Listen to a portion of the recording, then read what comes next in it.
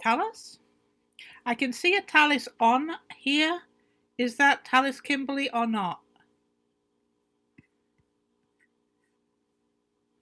Lauren, you seem to be up for some reason. I don't know why. Ken? Talis, you're live and we should be able to hear you.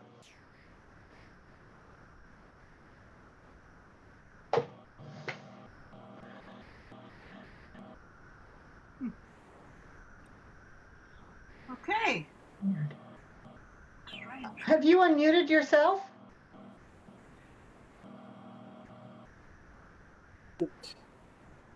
Ah, there you are. Any better? Yep. I switched it off and on. Unmute, mute, unmute, mute. Can you hear me, Uncle Sebastian? Yes, we can hear you. Yeah, Lovely. sounded good. It's wonderful to be here. Thank you so much for making this happen, all of you. It's different to being at a convention, but it's a lot like being at a convention. And you know, to so many of my friends and Phil family there, it's just gorgeous. Now this set is going to be a 2-handkerchief set. You have Morva to thank for that, at least in part. There was an anniversary this last week. Some of you may have caught on BBC television. There was a whole bunch of stuff commemorating the character whom I celebrate in this song.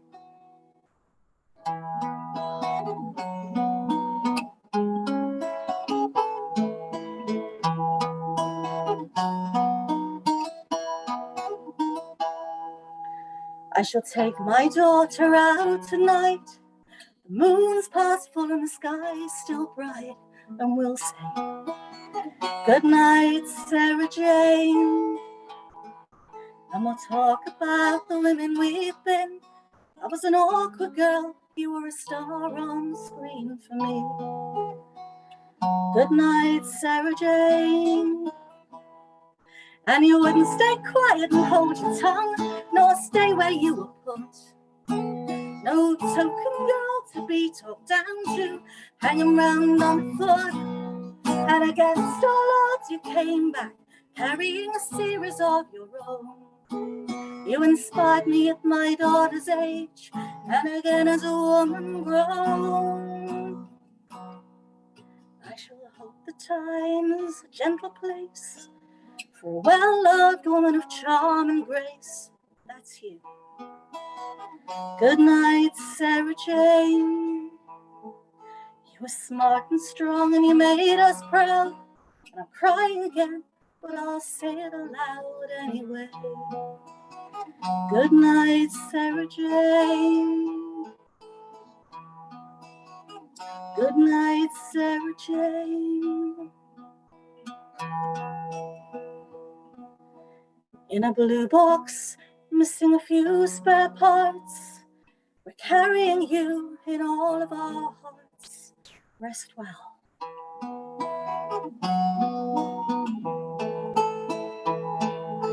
And I'll take my daughter out tonight, tell her of Katie Coleman's flight, and you, and say, good night, Sarah Jane. And we'll both say, good night, Sarah Jane. Good night, Sarah Jane.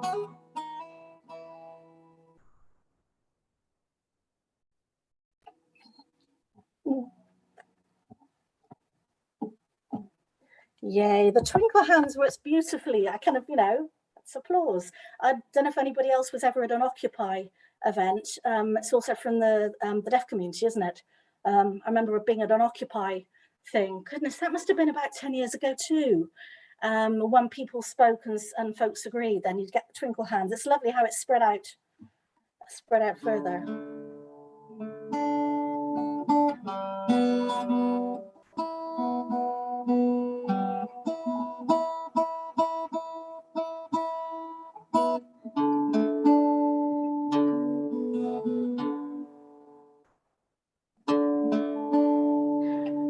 This one is because Morva requested it.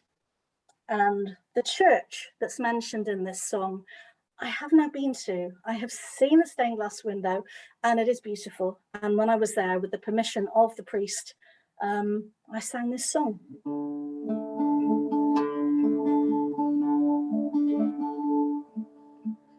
Come down, oh love divine, here's where we need you. Taken to its at least on the starboard wing. If we can stay airborne a few minutes longer, but the engine's in flames and she's struggling. 500 feet now, we're drawing fire. Down there are husbands and brothers and sons. This, after all, was the priest who called me. My God, if I can, we'll finish this run. But I've heard larks in the morning over down Anthony. I've heard larks in the morning over down Anthony. Bless this Dakota who's flying her heart out. Bless Harry King and the rest of the crew. We've dropped all we can, now for God's sake bail out, lads. We've done what we came here to do. When we lifted this morning over down Anthony, when we lifted this morning over down Anthony.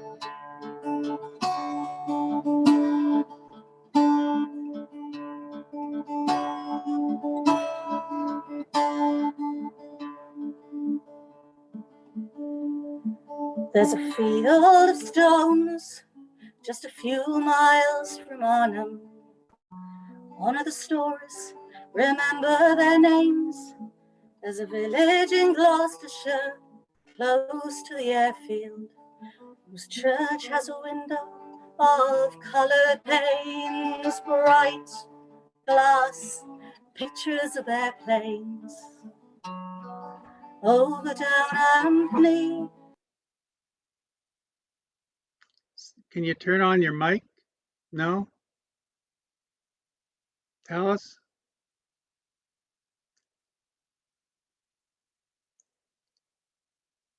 Talis, your mic is muted. I don't think we can hear you.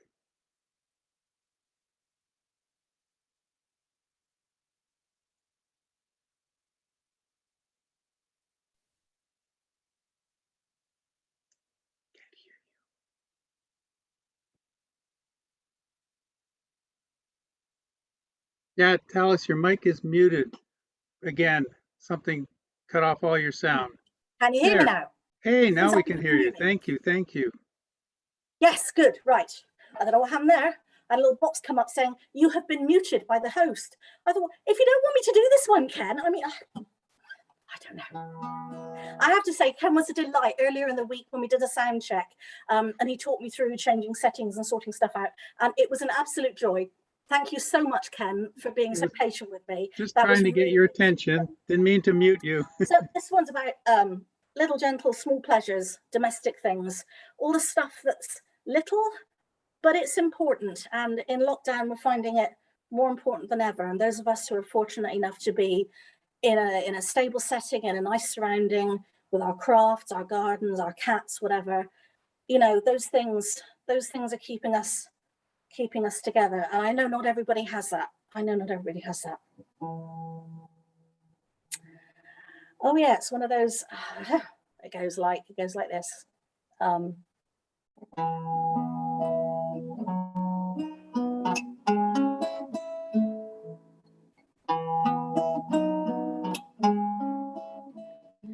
grey cat's asleep on the patchwork I keep on the rocking chair here in the kitchen. My new boots fit well, and as far as I can tell, I can wear them with the socks I've been knitting, and never opened a letter from my dearest friend that you wrote in the old-fashioned way. And I've smiled, and I've sighed, and I've laughed, and I've cried. Oh, I think I'll be keeping today. Na na na na na na na na na na na na na na na na na. I put on some music I loved half my life, and the breath that I've started is rising. The postman dropped by, so I made him some tea. He's a friend, so it's not that surprising. I wrapped him some cake that was yesterday's bake, and the bread singing too in its way. And a dear child's been ill, but she's going on well. Oh, I think I'll be keeping today. And so my heart sings for these simple small things. Oh, I think I'll be keeping today. Keepsake Day.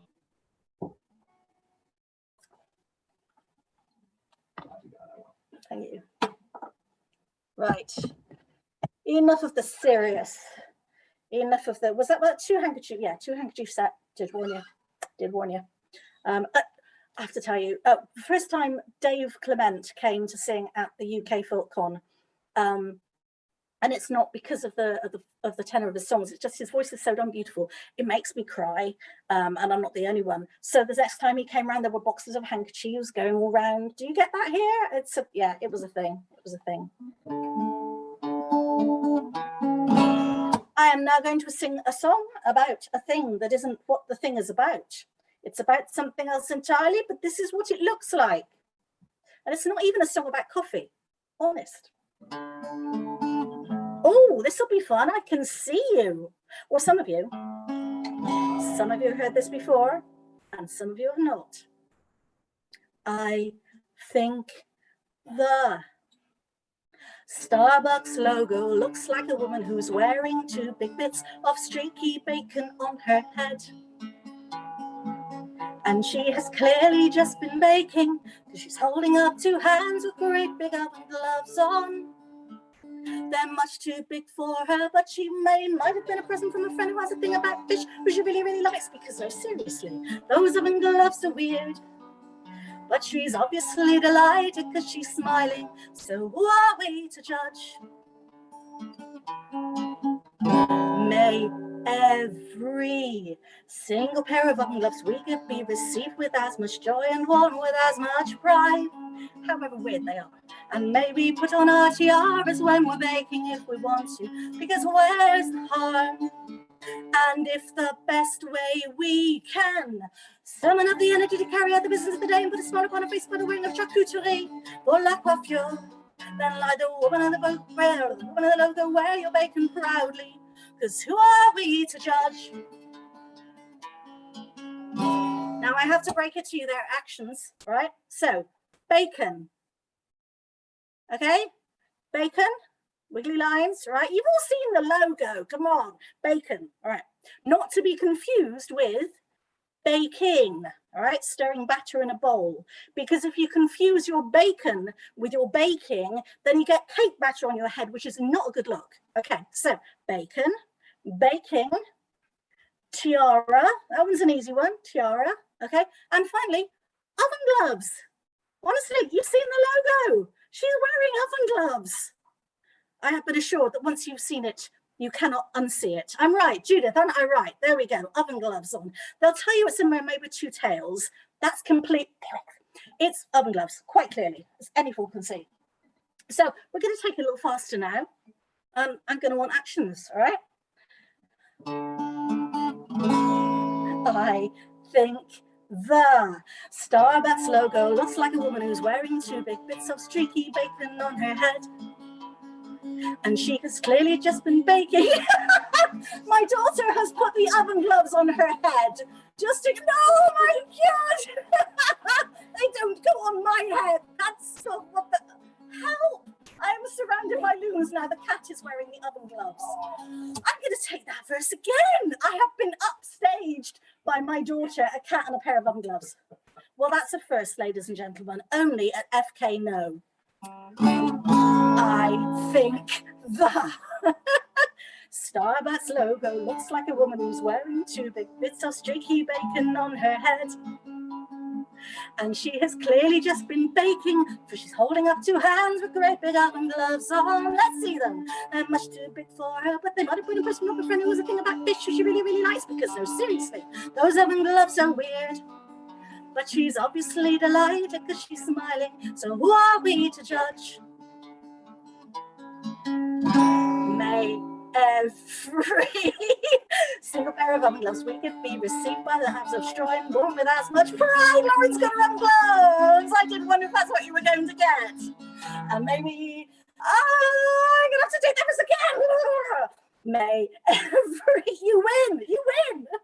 Single pair of oven gloves we give be received with as much joy and warm with as much pride. However weird they are, looking at you, Lauren Cox. And maybe put on our tiaras when we're baking if we want to, because where's the harm? And if the best way we can summon up the energy, carry out the business of the day, and put a spell of office by the wearing of charcuterie pour la coiffure, alors, then, like the woman in the logo, wear your bacon proudly, because who are we to judge? Honestly, Lauren, you and my daughter make a killer double act there. It's fine. I'm going to do something else silly now, just because. Right, that's it. We're into the silly half. I should look at the time. I think I'm doing okay.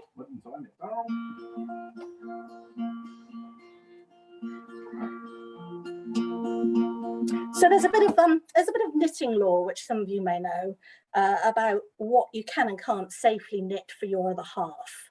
And it's very widely believed that you should hold off knitting a sweater, which in England we call a jumper, all right, for your other half until you're married or under certain other circumstances, because otherwise that's it, you know, Chris.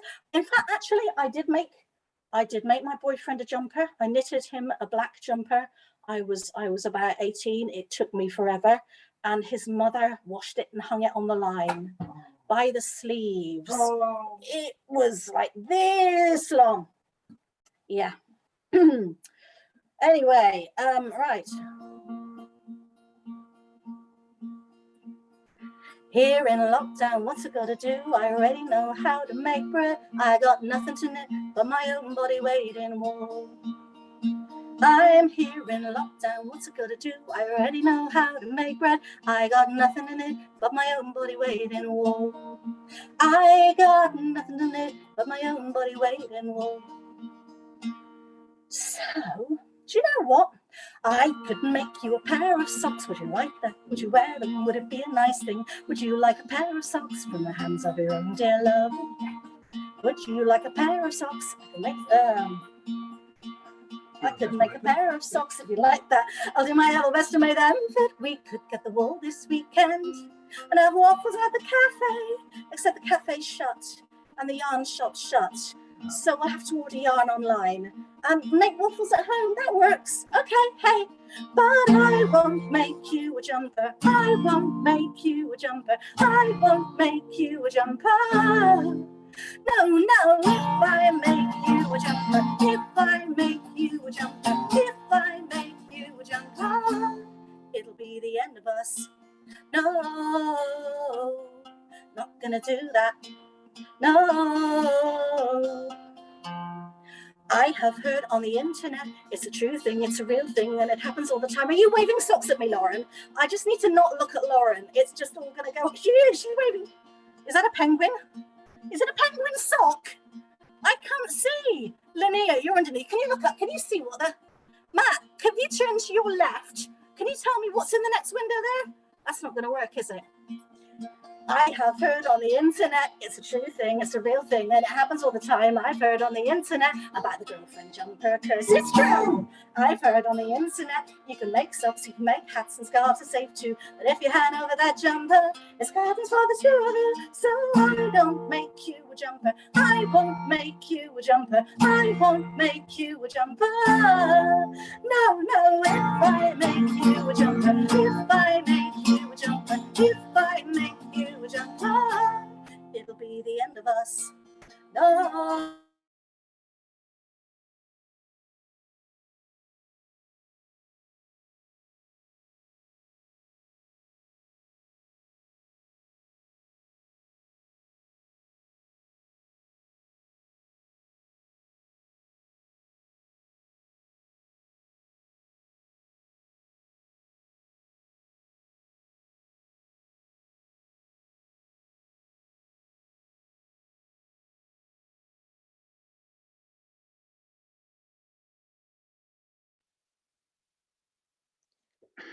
Looks like Talis lost her connection to the Wi-Fi or internet. So if she gets back in and connected, we'll continue to hear her. Just hang in for a minute, give her a chance.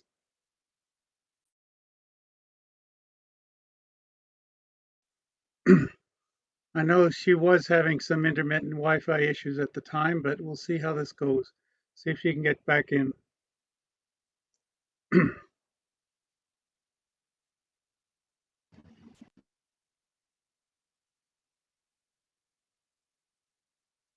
I've also, this is the main administrator of the meeting. We had requested to have the meeting allow more than 100 participants, and we've reached 100, and it seems like that's not been working so that only 100 participants can get in the meeting at one time.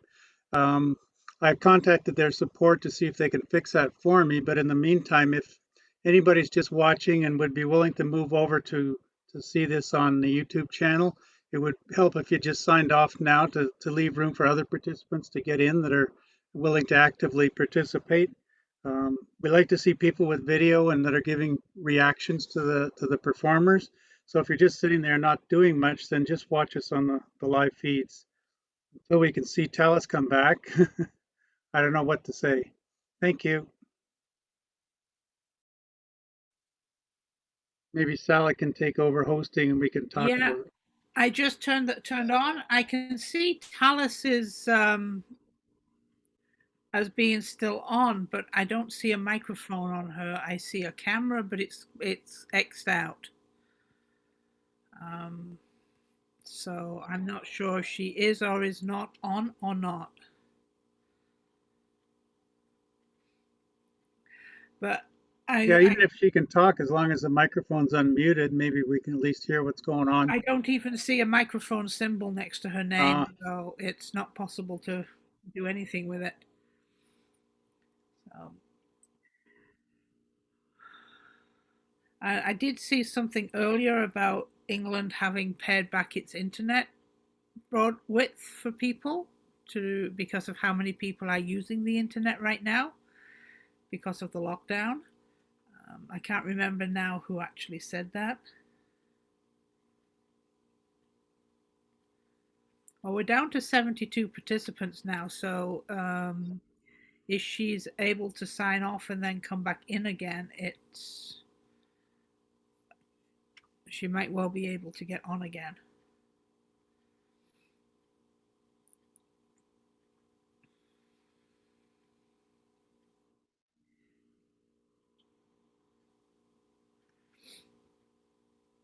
She's gone away.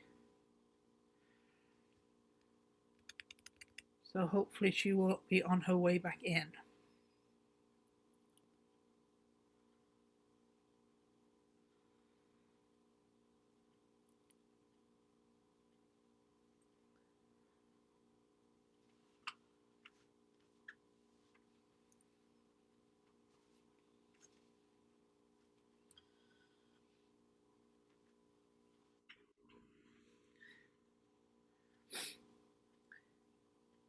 So anyway, as everybody, not all of you will have heard my spiel yesterday about the convention, that this is not actually a replacement for FilKOntario 30. FilKOntario 30 will be taking place next year. Until then, this is a taste of FilKOntario, and we've also chosen to try and involve as many people as we can, which is why we've had shorter concerts. The shorter quote unquote guest concerts of 30 minutes were more because we didn't want people to be repeating their concerts at this event and then next year. So, next year they will be performing for longer and we'll be performing more songs. We also wanted to include a lot of. Hey, we have sound. Okay, so that was a hell of a long instrumental. And in between, I played the fiddle and the cat played the saxophone and Simon got on the cajon. It was just wonderful. I'm sorry you all missed it, really. Can you hear me, Uncle Sebastian? It's the longest version of this song ever. Thumbs up if anybody can hear and see me. Peggy can hear us. We've got Peggy. We have, right, we're there. Oh, reprise? Coda. Coda. No. No. Do that. No. I'm not. That's why I'm not making you a jumper. Right. So, am I still there? How about time for one more? How are we doing, Ken? Yeah, you're good. You're finally back. We missed a bit. I think You there's missed a couple of minutes yeah. anyway. Yeah. One more, or shall I say goodbye? Go ahead and do one more song. If we slide a little into Open Filk later on, we will just make sure none of the other artists miss their time slot. Bless you. Silent. Okay. Up a tiny smidge. Where do you want? You want Up an inch. up an inch, up an inch, up an inch. Right. Okay. Sound should be Serious better. face. Murder ballad face. I'm getting out of here. I should. In a tower tall by the western sea, a mother and maid were sitting, the one harp upon her knee, and stripy bed socks they were knitting. The daughter loved a noble lord, but alas, his wit was wooden. Still they speak most who know the least, and he could mansplain like a good 'un. The mother loved her daughter well, but the young man's speech was torment. Naught could be said, but he'd know best, and come back with some smart-ass comment. Red runs the wool between my fingers, red runs the wool from the coloured skein, red runs the wool on the pointed needles, nor shall I see my love again. Oh, mother dear, where is my John? He was to ask if we could marry. I was delayed out on the road. 'Twas chocker down the cash and carry. Nor shall you see your John again, for all you plead and wheedle. For he did mock my hand-knit sock. And so I stabbed him with a needle and made his grave out on the grass that grows on yonder hillock. Though he was comely in thy sight and a complete and utter pillock, red runs the wool between my fingers, red runs the wool from the coloured skein, red runs the wool on the pointed needles, nor shall I see my love again. Cold now he lies beneath the sod, the jolly sheep shall have the grazing, and when 'tis time to shear the flock, I'm sure the fleece will be flippin' amazing, and I will make a skein so fine, and spin both day and night time, nor pause for rest, nor pause for sleep. I do my best to work under deadline. Red runs the wool between my fingers, red runs the wool from the coloured skein, red runs the wool on the pointed needles, nor